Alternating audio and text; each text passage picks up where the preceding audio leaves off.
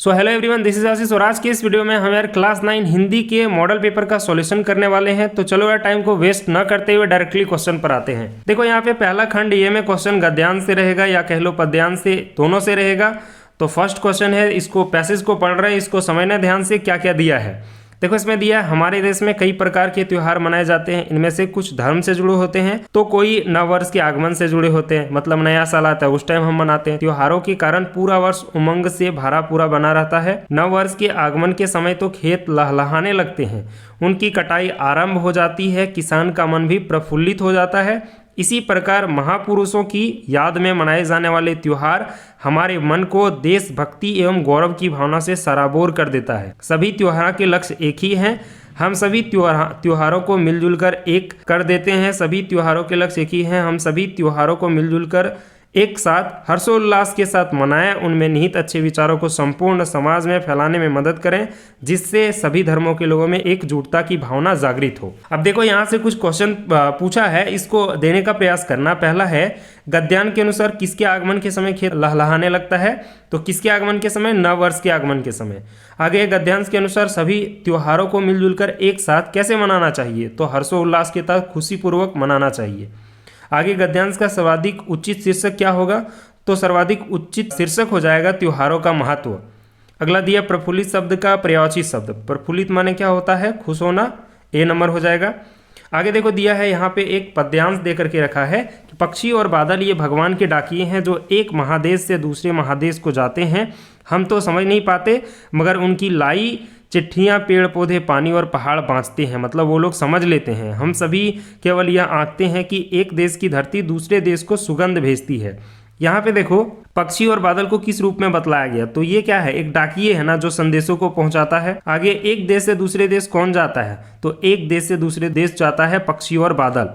अगला क्वेश्चन दिया है सुगंध। सुगंध का उपसर्ग शब्द क्या हो? उपसर्ग माने क्या होता है? जो शब्द के पहले लगता है। प्रत्यय माने जो शब्द के लास्ट में लगता है। तो फर्स्ट में क्या लगा? सु लगा है ना, तो उपसर्ग क्या हो जाएगा? सु, ऑप्शन नंबर बी। आगे है पद्यांश का उचित शीर्षक क्या हो सकता है? तो उचित शीर्षक हम क्या दे सकते हैं? प्रकृति के संवाहक, मतलब जो सूचनाओं को ट्रांसफर करता है एक जगह से दूसरी जगह। देखो यहाँ पे खंड ख में व्याकरण से दिया है संख्यावाचक विशेषण क्या होता है? विशेषण संख्यावाचक विशेषण जिसमें संख्या का बोध हो। लाल टोपी, गोल चश्मा, अच्छा आदमी, दो बैल। तो यहाँ पे देखो दो जो है संख्या है, तो ये हो जाएगा ऑप्शन नंबर डी। आगे दिया विज्ञान शब्द में ईक प्रत्यय लगाने से नया शब्द क्या बन जाएगा? तो ये बनेगा वैज्ञानिक। आगे है इनमें से सरल वाक्य का एक उदाहरण कौन सा है? सरल वाक्य माने क्या होता है? जो कि इसमें एक क्या बोलेंगे हम, एक विधेय हो और एक उद्देश्य होना चाहिए। जैसे जोर से वर्षा हो रही है, पता चल रहा है ये सीधा है, तो ये यही हो जाएगा ऑप्शन नंबर ये। दूसरा में दिया वर्षा हो रही है और बिजली चमक रही है। देखो संयोजक शब्द बीच में जुड़ा रहे, और हो गया, या हो गया, ये सब जुड़ा रहे ना, तो उसको बोलेंगे संयुक्त वाक्य। ये संयुक्त वाक्य है। मोहन ने कहा कि कल वर्षा होगी, ये जो है ये मिश्र वाक्य है। और उसके बाद वर्षा हो रही है तथा लड़के खेल रहे हैं, ये क्या हो जाएगा? संयुक्त वाक्य, क्योंकि और तथा लगा है ना। आगे है इनमें से किस वाक्य में कर्ता के ने सही प्रयोग हुआ है? तो शिक्षक ने कहा, यही हो जाएगा ऑप्शन नंबर ये सही। निम्नलिखित में से साकार का विलोम शब्द क्या होगा? साकार का हो जाएगा निराकार। अगला है ईंट का जवाब पत्थर से देना, मुहावरे का अर्थ क्या होता है? तो इसका अर्थ होता है कड़ा प्रतिरोध करना। अगला है निम्नलिखित में से कौन सा शब्द एक वचन है? तो इनमें से जो एक वचन है वो क्या है? आकाश जो है एक वचन शब्द है। औपचारिक पत्र में इनमें से कौन सा विकल्प नहीं होता? देखो औपचारिक पत्र हम किसके पास लिखते हैं? हेडमास्टर के पास, कर्मचारी के पास, ये सब लिखते हैं ना। तो अभिवादन जो है नहीं करते हम। अभिवादन, अभिवादन माने जिस तरीके से पिता के पास लिखते हैं ना, सादर प्रणाम बोलते हैं, इस तरीके से उनमें नहीं किया जाता है। अगला है निबंध लेखन के अंतिम चरण को क्या बोलते हैं? तो अंतिम चरण जो निबंध लिखते हैं ना उसको बोलते हैं उपसंहार। आगे है संवाद में से अंश आवश्यक होते हैं। इनका माने संवाद में से अंश आवश्यक होते हैं। संवाद करने के लिए क्या क्या चीज? तो नाम, भाषा, स्थान, गतिविधि चारों होना चाहिए। अगला क्वेश्चन दिया है देखो यहाँ पे दे करके रखा है कि एक काले माथे वाली चतुर चिड़िया श्वेत पंखों के झपाटे मार फौरन टूट पड़ती है भरे जल के हृदय पर, और भरे जल के हृदय पर एक उजली चटुल मछली चोंच पीली में दबाकर दूर पड़ती है गगन में। अच्छा, अब बताओ कि जो चिड़िया है, चिड़िया के माथे पर कैसा रंग है? तो काला रंग है। अगला है कवि ने चतुर किसे कहा? तो चतुर कहा है चिड़िया को। किसको कहा है? चिड़िया को। चिड़िया मछली को किस तरह पकड़ती है, तो क्या करती है, झपाटे मारकर तुरंत से पकड़ लेती है। आगे है गगन का पर्यायवाची शब्द नहीं है, इनमें से क्या होगा, वसुधा जो है गगन का पर्यायवाची शब्द नहीं है। अगला क्वेश्चन दिया है साखियां और शब्द पाठ के आधार पर किन पदों और उनके तत्सम रूप दिए हैं और इनमें से गलत विकल्प का चयन करें। गलत विकल्प क्या हो जाएगा, देखो पखा पखी, पखा पखी माने होता है पक्ष विपक्ष होता है, यहाँ पे पशु पक्षी दे दिया तो यही हो जाएगा गलत, ऑप्शन नंबर ये। आगे है वाक शब्द के आधार पर निम्नलिखित में से कौन सा वाक्य सही है। भाव सागर पार करने के लिए कवित्री प्रभु भक्ति को आवश्यक नहीं। देखो इनमें जो होगा ना, इनका जो होगा वो भोग त्याग के बीच मध्यम मार्ग अपनाना चाहिए। ये दोनों को जो बीच में जो भोग और त्याग होगा उनके मध्यम मार्ग से ही हम अपना जीवन को क्या कर सकते हैं, सही बना सकते हैं। अगला क्वेश्चन है केदी और कोकिला कविता के अनुसार मोहन के व्रत द्वारा किसकी ओर संकेत किया जा रहा है, तो ये कर रहा है मोहन दास करमचंद्र गांधी की ओर। अगला मेघाए कविता के अनुसार धूल किसका प्रतीक है, तो धूल किसका प्रतीक को माना गया है, तो ये माना गया एक पाहुन का प्रतीक। किसको माना गया, पाहुन का प्रतीक। अगला दिया है देखो यहाँ पे गधे को कभी क्रोध करते नहीं सुना न देखा, जितना चाहे गरीब को मारो, चाहे जैसी खराब सड़ी हुई घास सामने डाल दो, उनके चेहरे पर कभी असंतोष की छाया भी ना दिखाई पड़ी। वैशाख में चाहे एकाध बार कुलेल कर लेता हो, पर हमने तो उसे कभी खुश होते नहीं देखा। उनके चेहरे पर एक विषाद अस्थायी रूप से छाया रहता है।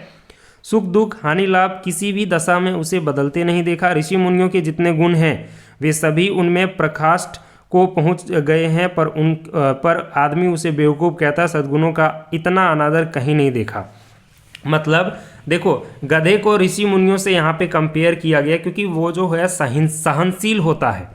क्वेश्चन दिया गधा कैसा प्राणी है, तो एक सहनशील प्राणी है जो सब कुछ सह लेता है। गधे में ऋषि मुनियों का कौन सा गुण है, वही चीज़ सुख दुख में समान भाव से रहने वाला। गधे को आदमी क्या समझता है, तो गधे को आदमी बेवकूफ़ मानता है।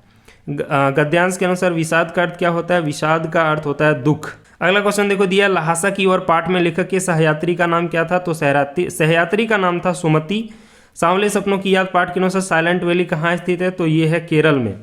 अगला क्वेश्चन दिया ब्रिटिश जो सेनापति है देवी मेना पर सहानुभूति दिखाई थी, कौन सी सेना ने, सर टॉमस रोहे ने। और देखो ये सहानुभूति दिखाने का मेन रीज़न ये था कि इनकी बेटी और मेना जो है वो मित्र थी आपस में। अगला क्वेश्चन है मेरे बचपन के दिन पाठ के अनुसार महादेवी वर्मा को उनकी माताजी ने सबसे पहले किस ग्रंथ को पढ़ना सिखाया, तो सबसे पहले पंचतंत्र को पढ़ना सिखाया था। जूता हमेशा टोपी से कीमती रहा है, यह किससे लिया गया है, तो प्रेमचंद के फटे जूते से। आगे है मेरे संग की औरतें पाठ में लेखिका की नानी ने अपने पति के मित्र प्यारे लाल से अपनी पुत्री के लिए कैसा वह ढूंढने का आग्रह किया था, तो आज़ादी का सिपाही लाने के लिए बोला था। और ऐसा होता भी है, वो आज़ादी का सिपाही से ही विवाह किया जाता है। रीढ़ की हड्डी एकांकी के रचनाकार निम्नलिखित में से कौन थे, तो ये थे जगदीश चंद्र माथुर। रीढ़ की हड्डी एकांकी में विवाह योग्य कन्या का नाम क्या था, उमा। और वर बोलेगा तो क्या होगा, शंकर। निम्नलिखित में से किस पाठ में विस्थापन का दर्द है, तो ये माटी वाली में। अगला है माटी वाली पाठ में किस शहर का वर्णन किया गया है, तो इसमें टिहरी शहर का वर्णन किया गया है। तो इस तरीके से हम लोगों ने हिंदी के भी मॉडल पेपर को कंप्लीट कर लिया। आई होप आपको समझ आया होगा। वीडियो को लाइक कर देना, दोस्तों में शेयर कर देना। मिलते हैं किसी और वीडियो में, तब तक के लिए पढ़ाई करते रहें। All the very best.